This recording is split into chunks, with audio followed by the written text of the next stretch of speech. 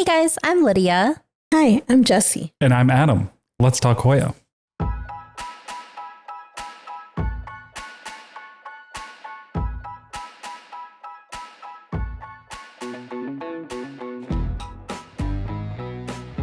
Hello everybody, annyeong. Hola. Hi. Welcome to Let's Talk Hoya podcast. So, just so you know, there's no surprises. Soon we will be taking our break from the podcast.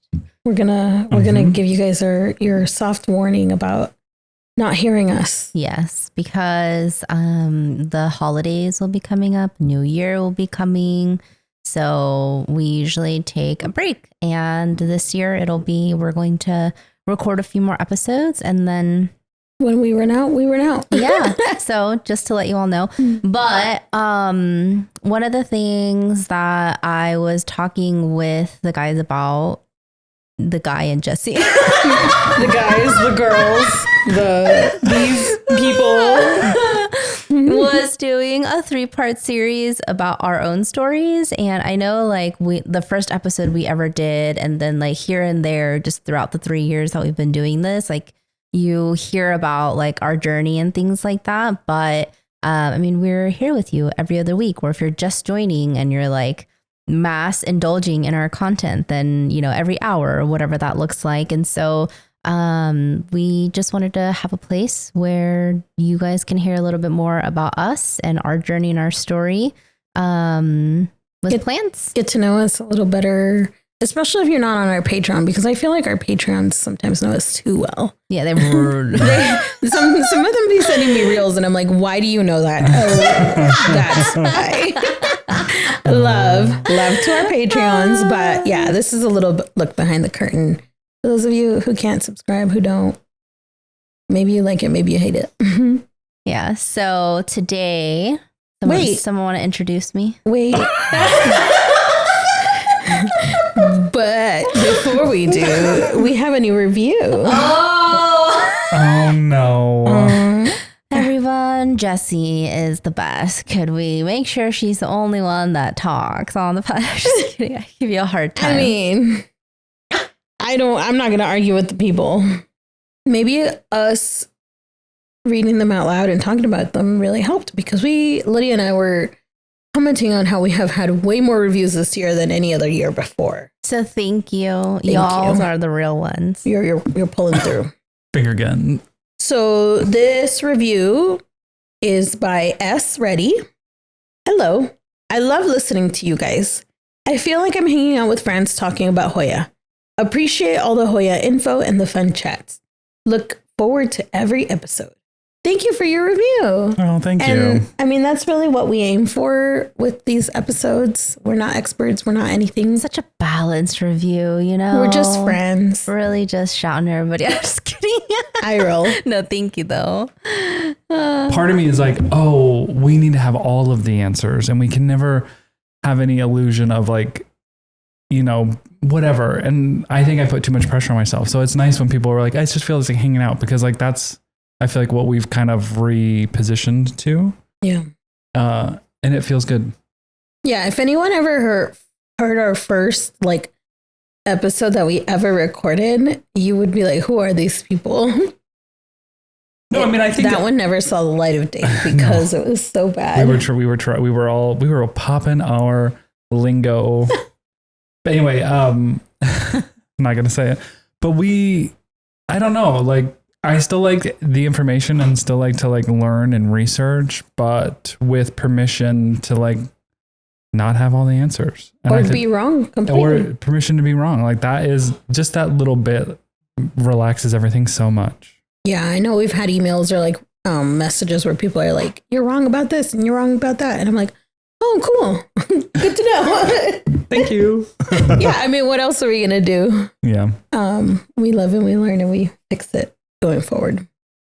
But yeah, today we have the honor, the privilege, the wonderful momentous occasion of hearing from our lovely host, Lydia, and whatever she would like to share with us about her life, her plant journey, Who is Lydia? You can tell Jesse's never the one to introduce a guest. I don't know. What makes Lydia tick? Yeah, I'm like, what? Yeah, pizzazz, Lydia, go. What makes me tick when people cut me off in traffic. They do. Or really think do. they're right on the road and they're wrong. And I know like some of this we've like talked about here and there, and we talked a little bit about, you know, like our plant journey, like in one of our first episodes, but I don't know, like we change and things change and not everybody listens to everything. And so if you want to ever know a little bit more about us, then this is the episode. But I was like thinking back to the first time that I've had memories of like plants and things like that. And I remember there was like a short period of time where I grew up in Florida, and I lived there from the time I was like 1 year old until I started kindergarten.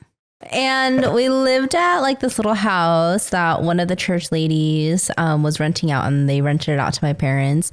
And in the front, there was this like little garden bed, and my mom planted sunflowers in there. And I remember every year, I don't remember like around what time, but it's Florida. It was probably year round or something. There were these huge sunflowers that would come out of the ground. And I thought it was like the coolest thing. They are pretty amazing to see. I mean, they were just ginormous, and it was right out in front of the like front window by the kitchen. Mm-hmm. And so like you could just like see them like starting to creep up through the window, and you could just see them outside, and they were just huge. And it was just like the most beautiful thing. And I was just thinking back on that memory and how we used to have sunflowers growing out of this house. And it was just the cutest little thing. But So your mom planted those outside? yeah. That's so cool. And there was the giant ones. Yeah, there was a big, huge, giant I sunflowers. can't imagine being a little kid and just seeing all the sunflowers. I mean, I can't imagine that. Sunflowers are bigger than me right now. Yeah. So Yeah. that's cool. But they would just like grow outside like nothing, you know? And it was like the most beautiful thing. And I remember like growing up, my mom would even grow like, any of your parents ever grown sweet potatoes before? No. Just regular potatoes. So, oh yeah, regular potatoes. But if you let the potatoes go too far, like in the little grooves, they start developing like little vines in them, Mm-hmm. and they'll keep on vining and put out like leaves and flowers and stuff. And my mom, she must have just thought it was cool. Like if there was ever a potato that went like a little too long, she would stick it in a little jar of water, Yeah. and she would like grow them out. And they would just be like vining and growing. And then after a certain point, she'd be like over it and throw it away or whatever. Oh, so she kind of just used it for decor. Yeah, she did. She was never like, let me stick this in the ground and feed my family with it. She did, but she would like do like little things like that. So I don't know if like that's where my love for plants come from, but I just like distinctly remember there was a point in my life in college when I was living in the dorms, like I wanted plants. And I've said this before, there were succulents that I got because it was perpetuated all over the internet that you could not kill a succulent, and they're the easiest plant ever to keep alive. And I feel like that is still perpetuated. Yeah. Because any like time, like I just started a new job and I'll tell them like, oh, like I'm into plants or whatever. And people will be like, oh, I can't even keep a succulent alive, because it's still like that misconception of anybody can keep a succulent alive type of a thing. Fake news, guys. Yeah, but anyway, I've killed so many succulents, and the actual truth is they are very hard to keep alive. Yeah. They're not like actual succulent collectors will be like, they are not easy to keep alive. They're actually like very picky. Like you have to give them a lot of light. Like their watering is really specific. Anyway, that was a tangent, but I really tried like keeping plants alive for a really long time, from college until I graduated, until like I really started getting into plants. I always had at least a couple of plants in the house, but I could never keep them alive. They would always die. How I know is because I would never water them properly, or I would give them way too much water and not enough sunlight, and think like it was fine because I would go on the internet and look up low light plants, which in my mind meant like, oh, you don't ever need light and you're perfectly fine, which is what I think a lot of people think. And like, that was my downfall, you know? And so even now, like when I meet people and they're like, oh, I wish I could keep a plant alive or whatever, like I always tell them like, I think you just need to find your plant that is your plant that you find your groove with and you can keep alive, because all it takes is that one plant to figure it out, and then like it clicks, and then you can keep any plant alive. Yeah. You know what I mean? And you'll still lose plants. I mean, we all still kill plants, but I'm like, you find that one that clicks, and that's the plant that like you need. You know what I mean? Yeah, I do.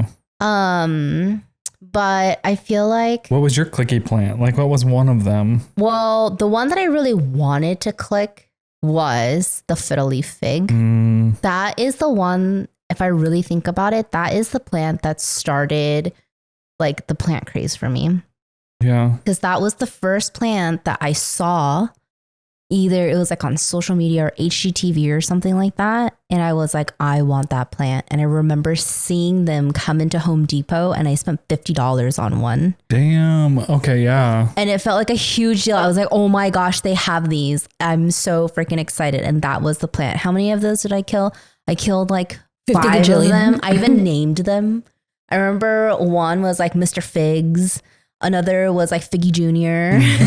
because Mr. Figs died, and then I got Figgy Jr. And then I think by the third one I stopped naming them. Figgy Smalls, Notorious FIG.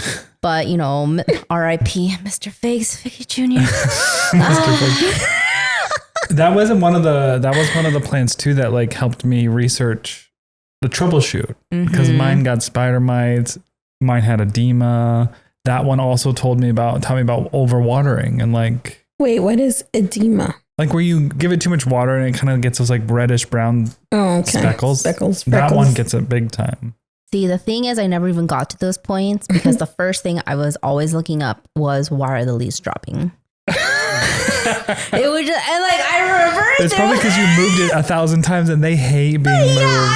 That's what it was, because I kept on thinking it was unhappy and I would move it and move it and move it and move it. No, it's going to drop all of its like a really good chunk of them when you get it home, and then it'll maintain. And then I just remember there was like one time where I think it was like I was sending Jesse a video or something, and I like touched the plant and had one leaf left, and it like fell off, and then it was a stick, and I was like, oh, fuck it. But I remember like I looked up so many articles, and this one lady wrote this long blog about how to keep a fiddle leaf fig alive. And there was like a special fiddle leaf fig fertilizer. I bought the fertilizer. Oh. I bought the fertilizer. Did it work? No. And I did all the things, and I tried following all the things. And now I realize like your home is basically a microclimate. So what works for one person isn't always going to work for you either. You kind of have to find your groove of like what ends up working for you, right? And what works for one person doesn't work for another person, which I think is kind of fun how like we talk about our experiences, because they are very different, even though we live in the same place. Like some of us are very successful and someone isn't. So it's like, just kidding. It felt very pointed. Yeah. I'm just kidding. Yes. So that was the plant that I feel like really started the I'm like seeing this on the internet and I want it. And I'm trying to think of like the first plant that like really clicked for me. And I think it was, if I'm remembering correctly, was a peperomia, but just like the normal green peperomia that you can get at like the grocery store. And I'm pretty sure I got it at like a Fry's, which is like Kroger, a Fry's or Trader Joe or something like that. And I put it like in a really sunny spot. And it just like lived and it didn't die. And I think that was the first time I realized like, okay, like I'm just going to give you some water every week. And I'm just going to try and see how it is that I can keep you alive. And I think that is the plant that like clicked for me, where I was like, okay, like maybe I can do this. And then it was like a downward spiral from there. There was that one, I can't remember what episode we were talking about it. I think it was in Patreon, but literally I was looking for a photo. And from 1 month to another, my living room went from what? It was like 10 plants. And then all of a sudden the whole living room was covered with plants in a span of 1 month. Yeah. And you had been like, this place will never have plants. And then like next month you were like, there's no more room for more plants on this space. It was, literally Jesse and I think that's when we started seeing each other a lot more too. We were just like, let's go to Bridge. Let's go to Summer Winds. Let's go. Oh, we found this new place. Like they have all these plants. And that's when the plant craze was starting too. And there was a local nursery where literally I memorized my debit card from the amount of times I was calling in to place my because they would post it on their stories. Like we got the what was the plant, white fusion? Oh, there was like I think the big ones. There was the Calathea white fusion. There was the watermelon peperomia. We got a huge one in like a 6-inch basket or something. Yeah, and they would let you call in and like buy one on the phone and then pick it up later. So Lydia would call in and buy them, and then I would just go and pick them up. Literally, it got to the point I would call, and they must have had caller ID or something. And if it was a specific guy, he would be like, "Hey, Lydia." Dang. And I'm all right. He's like, "What do you want this week?" I'd be surprised if he didn't have your debit card number. Yeah, but I literally memorized my card number from that experience, which is hilarious. But we would literally get together at least once a week, and we would be going to plant places. We would be on the Facebook groups, like at work, literally. I mean, you, not me. I'm a very dedicated employee. Oh, yeah. Just like looking for like plants that we wanted. We would have like plants coming in the mail. We would be like dividing plants, splitting plants. That was our way of doing it because we're like, we're going to save so much money by doing this, you know? Yeah, cutting costs. And then also, I mean, we swore we were going to grow them so big, we would have so much of the plant anyway. Remember? Yeah, Jesse would be like, oh my God, I can't wait until this plant gets huge. Yeah. I don't think any of them lived, but anyway. And it was just like a super fun time. And I think it like brought me a lot of joy because like I said before, like this job that I was in doing, like I had dedicated so much of just like my own capacity and mental capacity to it. And I just thought that's how you were supposed to work. You know, like you go to school, you go to college, you finish, you start a career and you like put everything into it. Like that's all I was ever told and taught. And I was also never given another option.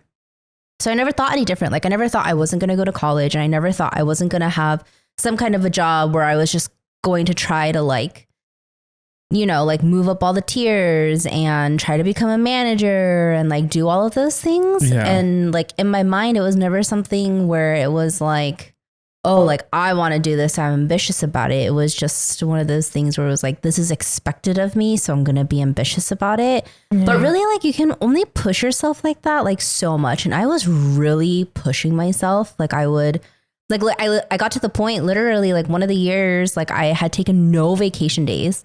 And my boss was like, you can only roll over so many hours. And if you don't start taking Friday, you took none.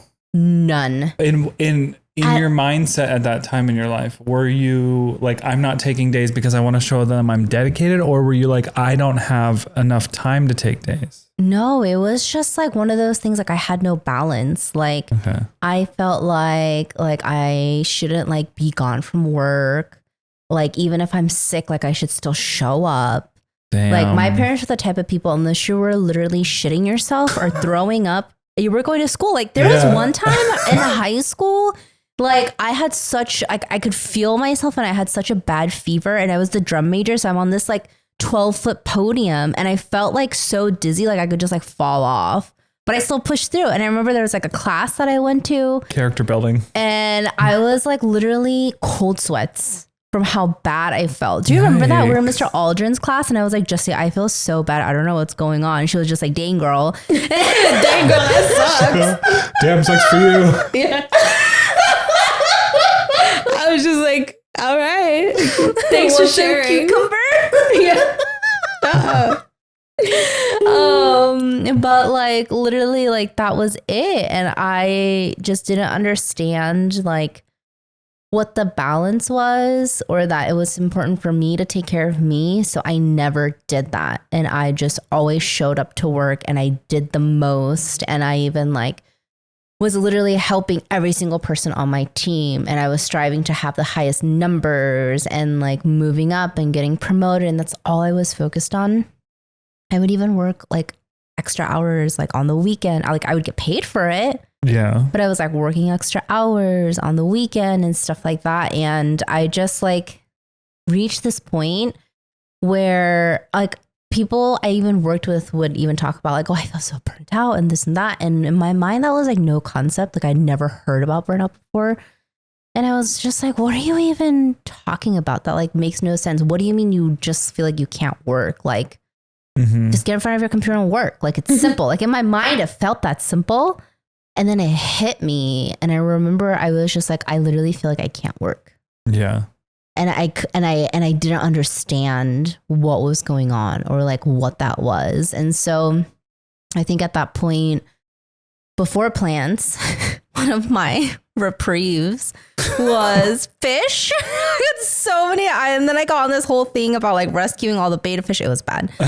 Anyway, but then how many? Save all the We beta need a fish. number. How many was the max amount of beta fish you had I think I had, at one point? I think the most I ever had was 15 At one, like at the same time. at the same And time. this means one per tank. I'm about to say, Per yeah. tank. I did have two 10 gallon tanks that I put a divider in, Okay. and there were two in there. Okay. Yeah, because 5 gallons is minimum. Yeah. Yeah, because I remember she would be like, "Oh, we got a fish today," and then literally the next day she'd be like, "Oh, we went to get food for the fish, but then there was a sick one, and then there was this like one that nobody had bought, and then there was this one that was on clearance, and I felt bad, and I was like, how many fish does this girl have?" Lydia would be like, "Can I pay your little sister to come clean out my fish tanks?" But she lived too far, so I was like, anyway. Yeah. But it literally started burning me out because Yeah. Yeah. you have to clean them every week. I mean, you could not clean them every week, but then like, are you being a good fish parent at that point? No. So then literally you would have to take out 75% of the water and fill it back up. And then you have to go through with a siphon and siphon all of the substrate.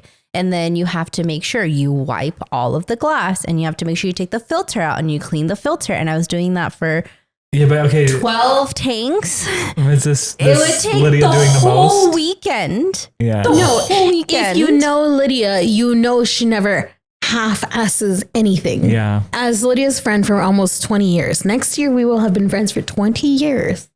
I have Yeah. never known Lydia to half do something. Yeah. If she says she was cleaning those tanks once a week, she was doing that. And then, stressing yourself out if you missed yeah, it. Or yeah. if you were- And the fish plant hobby overlapped like very briefly.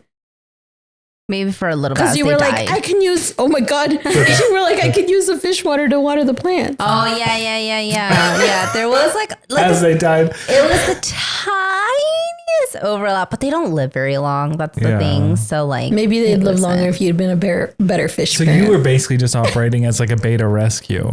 Yeah, basically. A So nonprofit. You should have got a certificate. I would work my ass off, and then my dogs. I had to take care of the dogs. Because that was also another reprieve of yours, which was going into the shelter and snatching up every dog you saw. Yeah, during lunch at work, she would go to the shelter and she'd be like, I'm taking that home, Yeah. hold it. And then she'd go finish her day off, pick up the dog and come home and like already have 4 dogs. And then she'd be like, we have more dogs. And 2 more fish. Yeah. And I'm like, maybe you should stop going to the pet store and the freaking adoption place. But I felt like this like huge obligation to like have to do like the most for my dogs. Like they would have to get enrichment every day. I would have to walk them twice a day, and like so I was like doing Water pick. So I was like doing that after work, and then taking care of the fish, and then going to church and everything. It was just a lot of things. And then, you know, I got plants that required more attention. But anyway,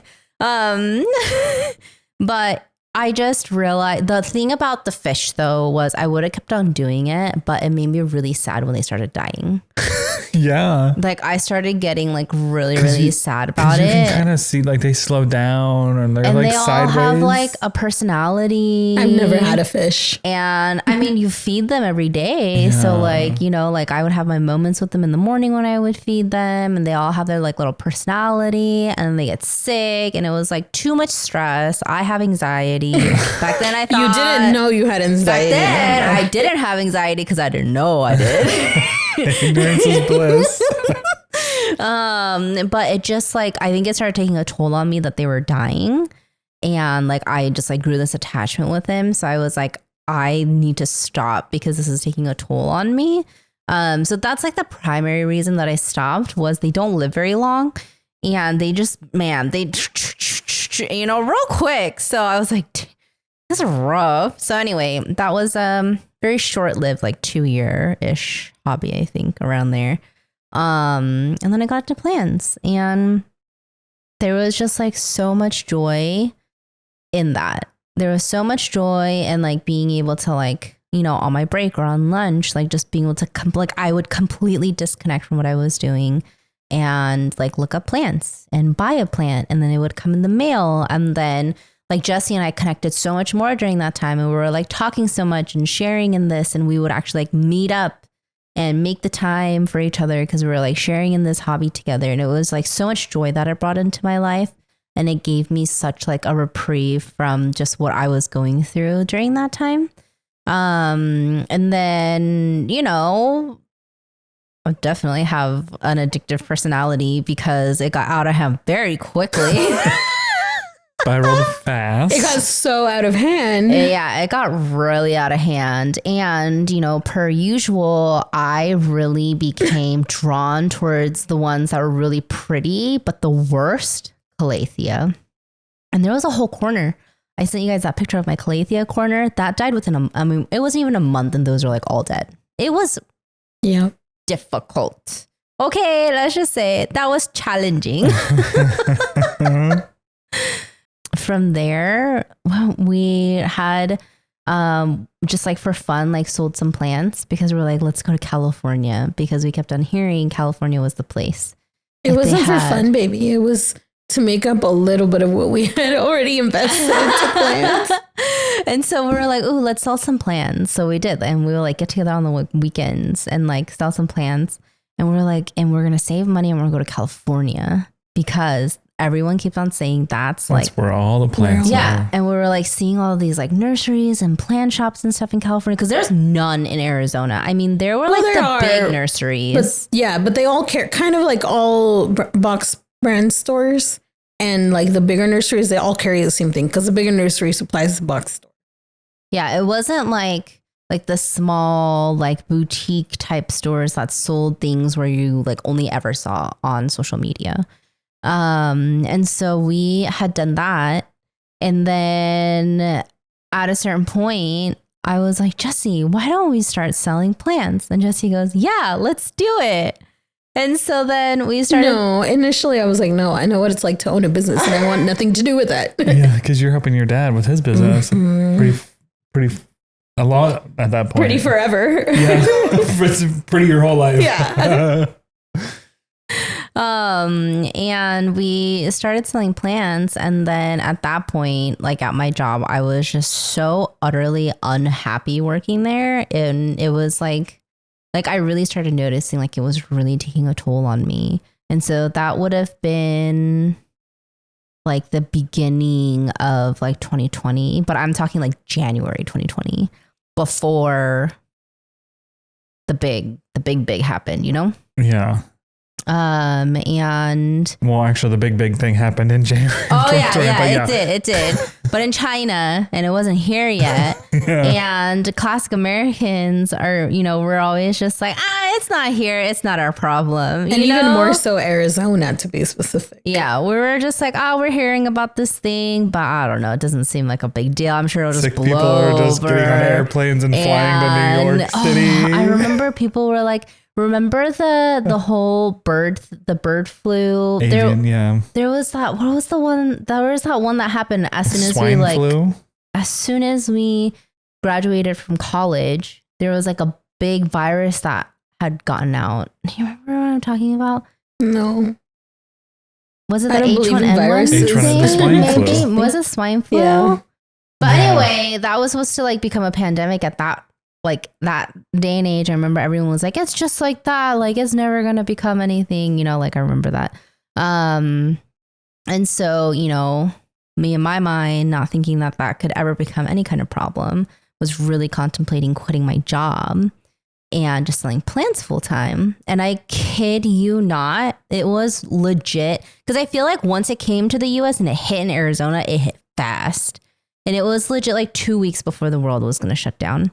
And by that point, it was still pretty normal. I mean, you were like going to travel to New York or something. Remember I that? did travel to New York. I was afraid of getting stuck there because by then Arizona had paid attention. But literally, like, I quit my job, and my job, like, this was the moment, like, I got burned so bad. Literally spent all of my early 20s. I spent almost 6 years at this job. All of my early 20s from the moment I graduated from college since I was 21. No, I started there, when I was 21 years old. Dedicated all of my youth, right? And I remember I sat down for a one-on-one with my boss and I was like, I think I'm going to quit. And she goes, well, if you decide to just let me know. I heard that you might have been. And so I already have a job listing written up. And that was the moment that I realized at 26 years old, I realized I'm like, I am replaceable and expendable to anybody. And I am truly just a number and it just doesn't matter. You know, like no one cares. Yeah. Places expect you to have loyalty, but they don't have loyalty towards you. No. And now in my mind, I'm just like, I work my wage and that's it. You know? Yep. So that was a good lesson in my life to learn. And I'm glad that I learned it then. Miss Taylor Swift has a lyric you can like sympathize with is, I'm pissed off I gave you all of my youth for free. She knows how you felt in that moment, Lydia. Damn. Well, anyway, she knows how I felt in that moment for some other situations too, but you know, so I quit and then the whole world shut down. I had placed this huge import order because I was like, I'm going to grow a bunch of Hoya. This was the first time I was going to order Hoya. I was like, I'm going to grow a bunch of Hoya. So at that point, were you importing like aeroids and other plants? I had already imported like, because when you first started, it was the green plant. It was just plants. When we first started, it was just all plants. But then when I decided I was going to quit my job, I was like, I want to grow out a lot of different things. So I placed like a huge import order for aeroids and a huge import order for Hoya. What happened? They couldn't send them because remember during that time there was a stop on all shipments. Yeah. So I remember I had paid like thousands of dollars. I mean, I think it was like $2,000 or something, but it felt like a lot of money then. It is a lot of money. If I find $2,000 on the floor outside, I'd be like, woo-wee. Yeah. And I felt bad at that point because I was like, well, they're also affected. So I don't want to be like, give me my money back. Like we thought, you know, at that point it was You never like, got that money back? No, but I got the plants. Oh, okay. Like 3 I was months. Like, you can fight them now. Once the hold was lifted, but it took like 3 months for that to be lifted. But remember when the first like, the whole shutdown happened, it was like, it's only going to be for 2 weeks. Yeah. Well, yeah, they were hoping that people would listen and yeah. And so it was that whole thing of like, oh, they're saying it's just going to be for 2 weeks. And so it was like, okay, no big deal. And then it became a month and then it became 2 months. And then by that point I was like, I'm already like into that. So it's like, what am I'm just gonna like at this point, like they're also like, I felt bad for them. So I was just like, I'm just going to wait. And they were communicating with me and I knew they were really good sellers. So I was like, I'm just going to have faith that you are going to fulfill this when you can. And they did. And they came in clutch when that time came. But man, I thought I made a big mistake. The worst decision of my life. Yeah. But I will say like that time was probably like now looking back, like a really cherished moment in my life though, because I wasn't doing like a regular 8 to 5 job. Like at the time when I was married, my ex's grandma who had passed during that time, my ex mother-in-law who had passed during that time, like I got the opportunity to spend time with them and care for them with my sister-in-law. And those are like really like special moments to me that I look back on in my life. So like, I'm really grateful for being able to like have that time. And in a way, like if I think about it, like plants afforded me to do that, you know, like it gave me the confidence to be able to quit my job, to like have like this different lifestyle that I wouldn't have been able to have. And despite it being like such a dark time and all these things happening, like I'm really grateful that I got to have that. Yeah. Yeah. And also like from my end, looking at you during that time, I feel like it all plants in the business also gave you a lot of confidence of like, you can do it. Like you had a project, you executed it. I know you were like really like cautious about like what your parents would say. And like you did the thing, you paid your bills with this business that you made and you built and whatnot. I know I was helping you, but like really I was just there to give you the laughs. Yeah. Because you did all the support. planning, you did all the like LLC, you did all the, you know, pricing, the shipping. Like literally, I feel like it kind of proved to you that like you can take care of you. I feel like that was a really big part of when bringing push that comes project to shove, life. yeah, you can. Mm-hmm. Yeah. I don't know. That was just what I kind of saw during that time. Thank you. But yeah, it was like a really sweet time. And I think, you know, that's like when the plant craze like really hit. But like before that, like we're really crazy into plants because we went to that first plant swap in October of 2019. That's when we met you, Adam. That's when we met the Arizona plant group. Prior to. Yeah. That was the peak of like not Hoya, just like regular plants, like me having a lot.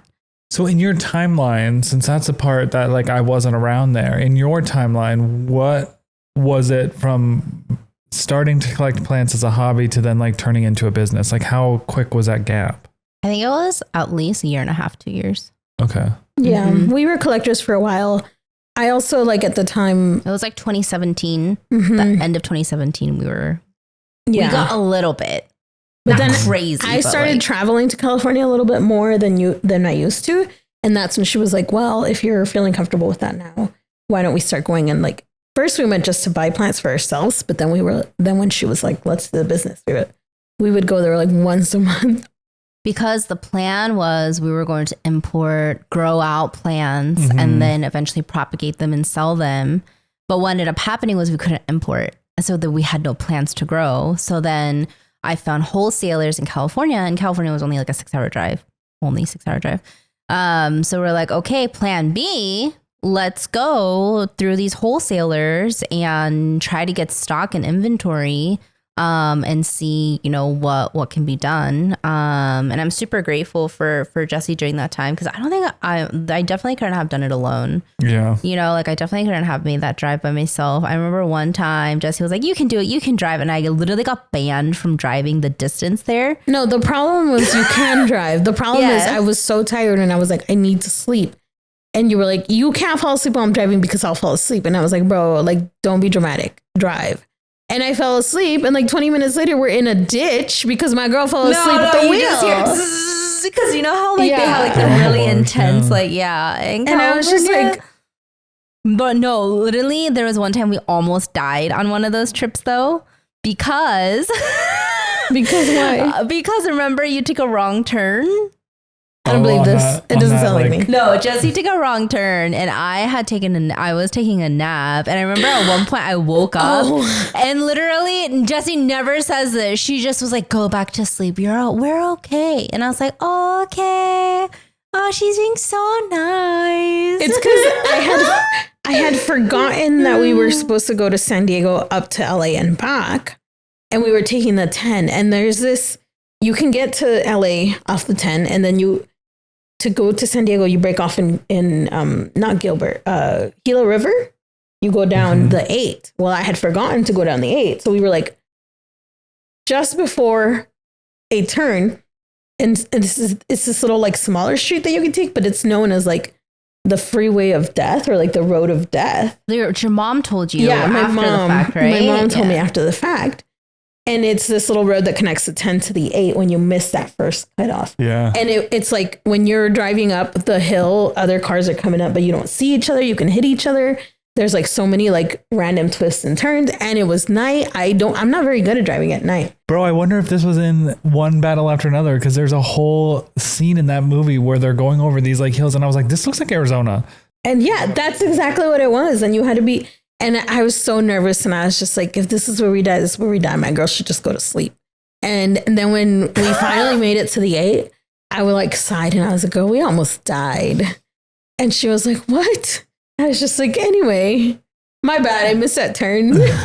But literally, I finally wake up and she looks stressy. And she was just like, we barely lived right now. And I'm like, what are you talking about? She's like, we literally almost died. And I'm like, why did you wake me up? And she's like, well, if we're going to die, you might as well have died while you're sleeping. Yeah. She didn't want to manage her emotions while she was trying to freak out. Exactly what it was. So anyway, those are definitely good times. Good times. But it's Highway 95 that goes from the 10 to the 8. It's bad. Never do it. Highway. So where in what? In California or Arizona? It's just outside of Arizona. Okay. Yeah, and I remember, you know, I was on the aeroid craze for a little while. And like I've talked about before, I just hit a point where what I wanted was Hoya. And really the first big Hoya haul that we had done was, I think it was towards the end of 2020, I want to say maybe. We were in San Diego and we had visited Annie's Garden Gems and she only sold Hoya. Mm-hmm. And I think that's the first time I had seen so many Hoya I had only seen on Instagram. And I bought like my Obovada Splash that I still have. Like that's still one of like my OG like Hoya that I can like remember, you know? And just like so many other ones. And I think that's the moment I was like, okay, I see it. And so then it became like very much a mix. And as I was accumulating those things, I started getting rid of all of kind of the other plants that I had, like I had gone through like a peperomia craze at one point. I had gone through like a caladium craze at one point, like all these like other little plants that I had gotten. And it was just aeroids and Hoya. And then I remember there was one point where I told Jesse, I think it was in like 2021 or something. I was like, I'm done with aeroids. And I just hopped on the local Arizona Facebook group. I sold all of them. Mm-hmm. And whatever didn't sell came to my house. Yeah. And then whatever didn't sell met its unfortunate fate at Jesse's house. It lived out the rest of its joyful days at Jesse's house. Short days. And then from there, like honestly, the last 4 years, I think have just been just Hoya. Like that has been it. And you know, I feel like, but not recently. Yeah, not recently, but I feel like the last 4 years have really been like a journey with the plants. Like, you know, we've talked a lot about like a lot of different things, but the last 4 years have been definitely like huge ebbs and flows just for me in my life, I feel like. And I feel like a lot of just how I've changed as like a plant parent and things like that have also ebbed and flowed greatly, you know? Because 4 years ago, I think it was like 4 years ago, I had gone through my divorce, which was like something unfathomable in my life, you know, like growing up super religious, my dad being a pastor. And the culture, your culture like, as well. My culture. And it just felt like I remember like the day that it happened, I called Jessie and I told her, I was like, I can't tell my mom. That's when literally, I think the first words that came out of my mouth. I was like, I can't tell my mom. Yeah. And I was like, you're going to have to at some point if you're actually going through with this. Flash forward to the tattoos. I can't tell my mom. And it really felt like this moment of like, I can't do this. Yeah. And like, that was like the first step of just my life totally pivoting and changing. And it was like a lot of, you know, just like grieving what I thought my life was going to be and what it wasn't. And then finding who I was and finding what I know I deserve and finding just ultimately that I deserve to be happy for me and nobody else. And it was like this like whole journey and path, right? And so I feel like that's changed me a lot, like as a plant parent. And like I'd lie if I said like there were points where I wasn't like, I can't do this with plants. Like that's too much, you know? Yeah. But then also plants brought me so much joy like during that time. And I think like my boyfriend right now just recently bought a house. And so I recently moved. And I was like super emotional leaving the home that I was living in for the past 3 years because when I sold my house during the divorce, I moved into another house with my parents. And I feel like that home was like so pivotal to just like my personal journey. Mm-hmm. But in every single moment of like that journey, those past 3 years, like I would sit in my office, I would work, I would not want to show up for life, and my plants would be there. And there were days where like I wouldn't want to do anything with them, but like they still needed me. So I still showed up for them. Yeah. And it became this thing of like, I show up for them. I show up for my dogs. I show up for me. And it was just like this huge thing. And now I feel like I'm in a really good place with all of that and have grown a lot. And it's just nice to see, you know, that all coming together and that I've kept my plants. I'm happy that I kept my plants. I think I would have been really sad if I hadn't. Yeah. I think you would have eventually come back. Yeah, no, 100%. But Yeah, definitely. I mean, I think that this is probably a hobby for all of us that we're always, you know, like we've said before, we're always going to have it. yeah. But- At some level. Yeah. Learning who you are is a beautiful thing. And I feel like that was my late 20s and also my 30s. I feel like Yeah. we're all just going to, you're like also even into my 40s now. Like, yeah. but it's a beautiful thing to like keep learning more about yourself and then like keep healing yourself, you know? Yeah. And keep like, I mean, I know in the moments you're like, I don't need to fucking test my strength anymore. Sorry for the Yeah. F word, but like, it's kind of cool to like look back at your life and think like, I didn't think I could get past that point. And, Yeah. and like that point gave me the beautiful life I have now. Yeah. You know? I don't know. 100%.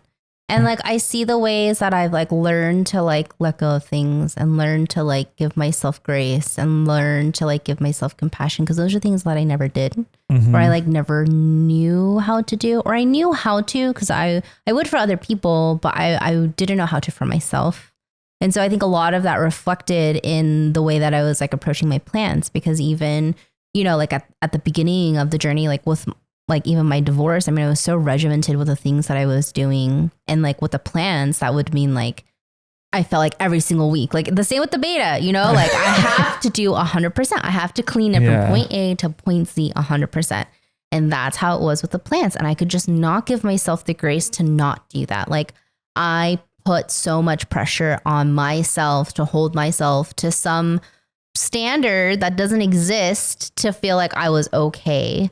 And then there came that point, like in the last couple of years, where it was like, I need to let that go. And I don't have to do that for my plants to be happy. And then you would just see them still growing and thriving and blooming. And there's like so much forgiveness in that. And them just being like, I'm fine. I don't know what you're stressed about. You know what I Yeah. mean? But it just felt like such Yeah. a big reflection of just like my life and how I was able to like approach myself, you know? Mhm. And now like that still continues. Like I don't feel like I have to do all these like big things for my plants to be a good collector or to be a good plant hobbyist. Like there's so much grace in just knowing like I'm doing the best that I can right now and they're still thriving. I kid you not. I swear there was like a period of time, literally the beginning of last year was when I feel like I was like truly at one of like my lowest points. And I was really coming to like terms of like how I wanted to live my life. And there, like I had to have this like moment of breakthrough of finding that. And I couldn't be bothered to do. I mean, there was literal dust on the leaves of my plants at this point. And all I could be bothered to do, I can't imagine that. all I could be bothered to do was to top off the plants every week. That's all. And I probably did that for the better first half of last year. Yeah. From like January till summer. That's all I could do. And I kid you not, I swear they grew the best During that time. during that time. There were Yeah. new leaves popping off left and right. They were blooming. They were happy. Nothing died. See? But I think it's just all proof that like we can give ourselves the grace because everything else in our life gives that to us, you know? Yeah. And so I feel like a lot of that showed, and a lot of it shows now of like, it's just, I feel like a progression of me being able to actually see an actualized form of like the growth that I've had. And I see that in the way that like I even approach my plants, which I feel like is a cool way to see that actually come to fruition, you know? Yeah. Mm-hmm.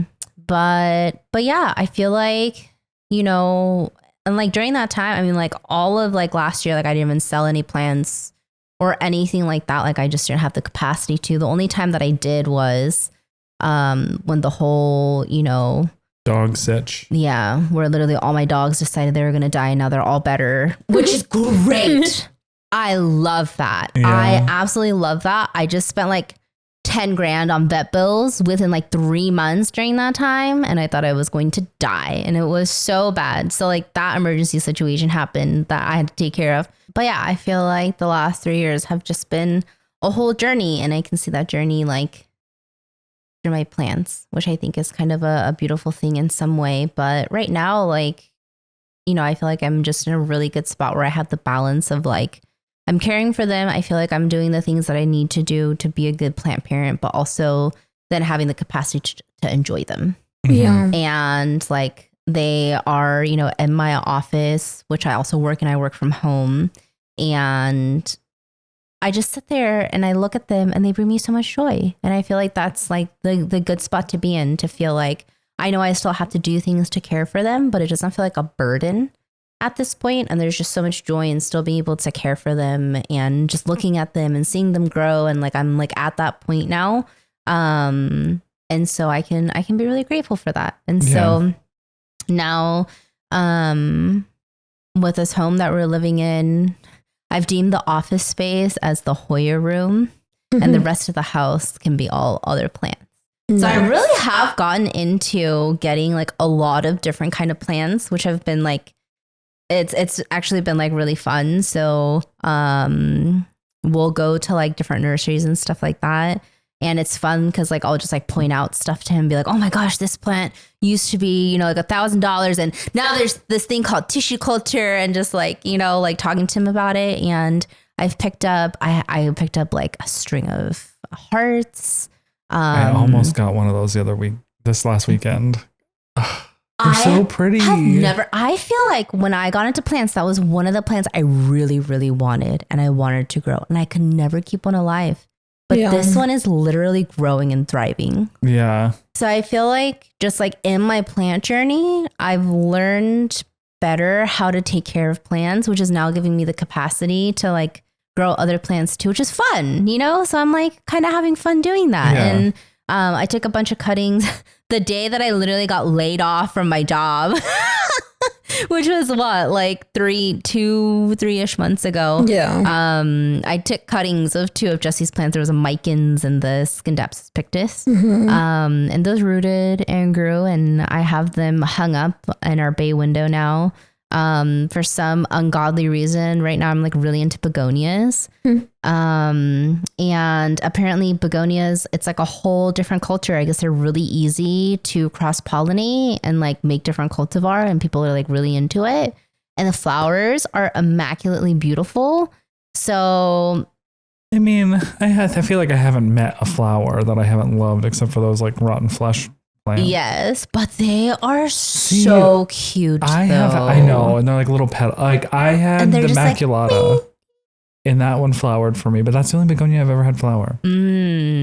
So I got a begonia Immaculata. I got some silver one and some pink one, and then there's like all these other ones, and then I just went down this like very obscure begonia rabbit hole. And Steve's Leaves does like auctions and stuff like that. They are the begonia people, aren't they? I didn't know that. Literally, I was telling Jesse, I was like, I literally went on their website. They got a bunch of named ones. Didn't know. Yes, so many. I almost bought like 5 new begonias, and I stopped myself. Because I was like, I just got these. I need to actually make sure I can keep them alive. And they're just not like faking me out. Remember the Anthurium? Yes. Resurgence of 2022. 100%. So right now I'm only like $30 invested in. Okay, and that feels like a very reasonable investment. Yeah. To be like, okay, let's, you know, feel it out. Let's get our legs. Let's get our footing. But then we got this huge Ficus Audrey because we wanted like a little statement piece in the corner of the living room.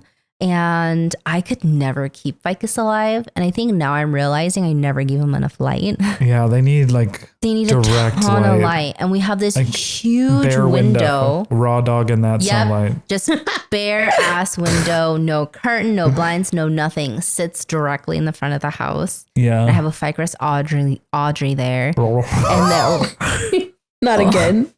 Cracker shred, right? there were like all these ficus that I've always wanted, and I just gave up because, you know, the fiddly fig. I still don't know if I can keep one of those alive. Maybe, but the ficus Audrey doing great. And then I got a ficus umbellata, which I've always wanted one of those. UMB UMB. I need to Google it. ELLETA. Okay. Umbellata. And it is absolutely gorgeous. One, I never even tried looking for one because I was like, it's a ficus, I can't keep it alive. Yeah. Because every ficus I've ever gotten, you touch It's like an alocasia. It's gorgeous. It is literally so gorgeous. And it's doing well? I just got it this week, Okay. like literally on Monday, but I saw it and my literal action was, Oh, did you get that at Pueblo? I got it at Jungle Box Okay. because I made a stop. Another stop? Because I don't know how their point system works or how much money I've spent there in the last month, but I had enough points built up to get $10 off. Nice. That's really pretty. Okay, so is it big? So it's like this big. Okay, for the audience, it's about 2 feet tall is what she's holding. Yeah. Yeah. So so she's like gorgeous, and I just have like all these fun little non-Hoya plants that are just kind of hanging out in the home, and they just make me so happy. Yeah. And I actually mostly have them in soil. And I just made a chunky aeroid mix that I would always make. Yeah. Which is like I would do a part of just, you know, like regular potting mix. I just used cocoa coir actually because that's what I had on hand. And then I did a part of orchid bark. I did a part of perlite. I did a part of charcoal. And then I did a part of cocoa husk. And that was it. And then I just put them all in there. And so that's been super fun. I feel like it's a little bit of a reigniting of just like the love for plants, you know? So see, and I would almost say really it's nice. Almost like you're learning how to like incorporate plants into your life and not make your life plants. Mm-hmm. Yeah. Mm-hmm. And I think that's like, I think we're all kind of like getting to that point. And I think that's my favorite part of this. Like I think we're entering like my favorite era of this. Like I love this area of my house. Yeah. Like, and when I did that, I was like, oh no, this is what I should have been doing with plants instead of like trying to like, and not, I mean, there's a little of both, you know? Yeah. Yeah, no, 100%. Like I feel like in the house, like just in general, it feels like it's kind of like curating a little bit of like a space. You're always good at creating a vibe like, though. Yeah. With your like stacked rugs and yeah.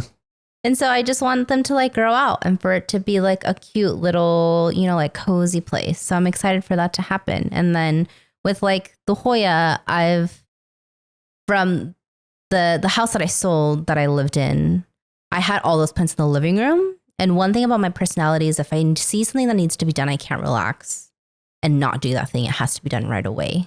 So when plants like that are in my living space, I can't relax. And so when I had moved to sell the house, I intentionally made sure I would have an office space. It was a second living room. So it was a big space and I put all the plants there intentionally so that when I was relaxing in the living room, they wouldn't be in my field of view. And I really wanted to do that in this space, which is also why my office space is a bigger space because I want the plants in there. But it feels like a nice division of like, I still feel like that is a little bit of like a collecty type of a space where it's like, I know I love Hoya. I know I love collecting them. And so it's nice to like have that space and then kind of plants where it's just fun to like embellish the space that I'm in. So it feels like a little bit of both. But it feels fun.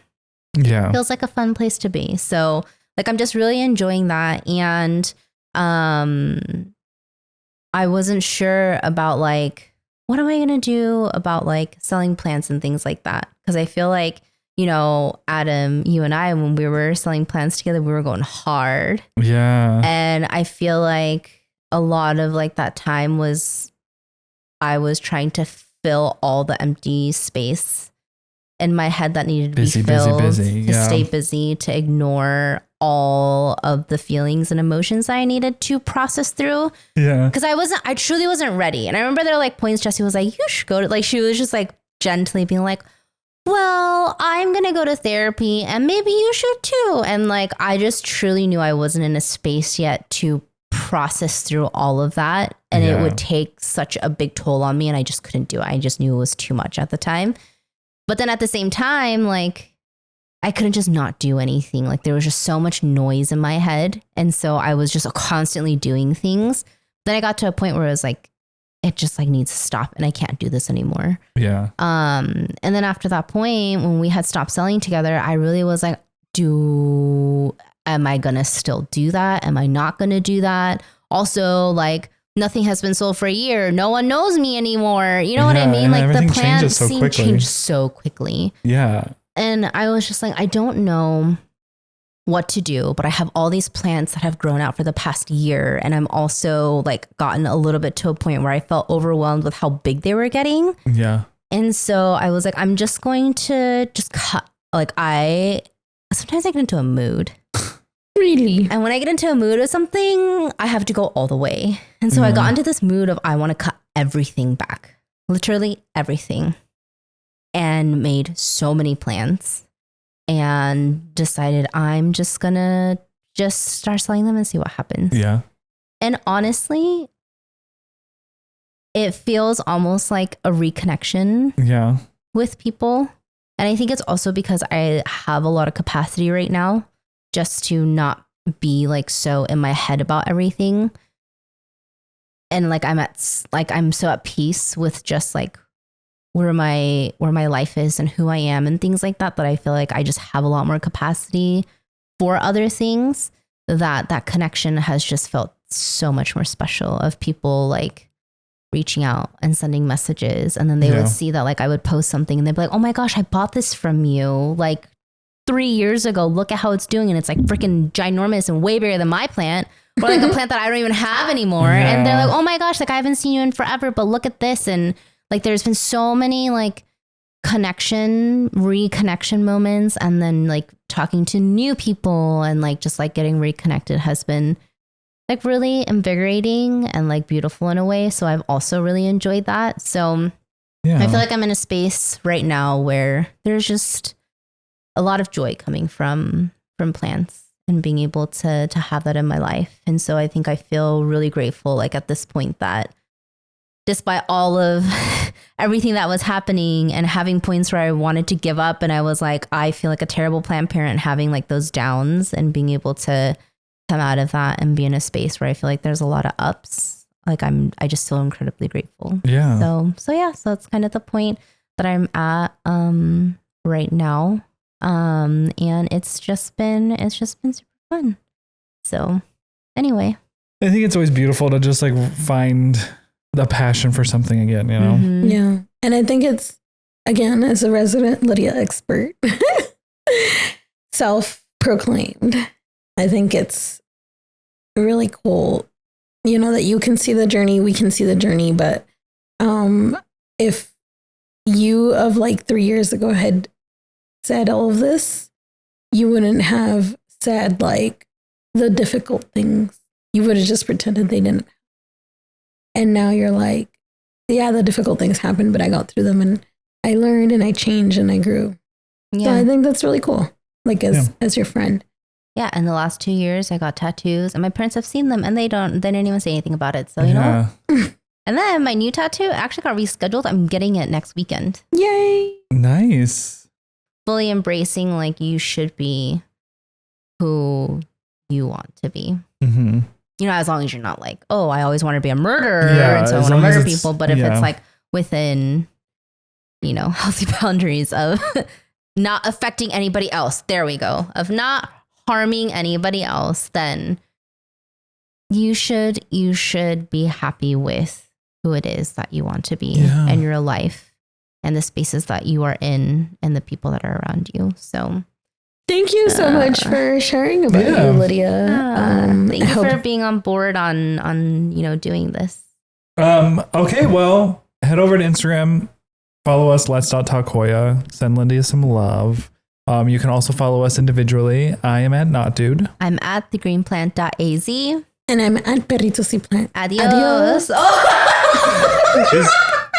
Excuse me, I'm gonna do that again. And I'm at Perritos y Plant. Adios. Años.